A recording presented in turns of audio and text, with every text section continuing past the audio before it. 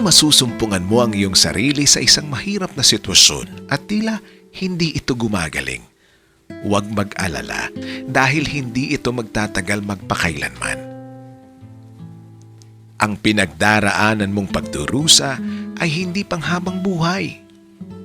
Siguro, kailangan mong maranasan ang mga problemang ito para mas maging matatag at buo ka.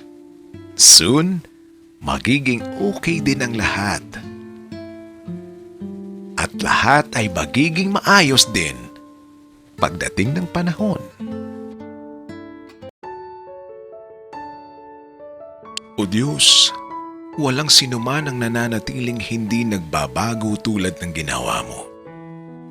Ang bukas ay isang bagong araw at walang kasiguraduhan kung ano ang magiging hatid nito sa amin.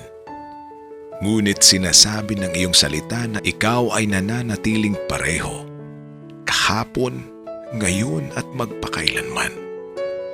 Lord, tulungan niyo po kami. Ang aming mga alalahanin tungkol sa isang bukas na hindi namin makontrol. Isang bukas na hindi kami maapektuhan ng pag-aalala.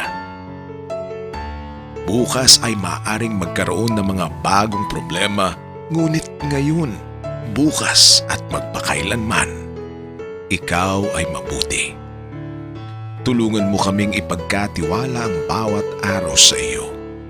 Ipaalala sa amin sa sandaling kami gumising, hawak mo ang aming araw. At maaring ipahinga namin ang mga alalahanin namin sa inyo. Lahat po ng ito ay aming hinihiling. Sa pangalan ni Jesus. Amen.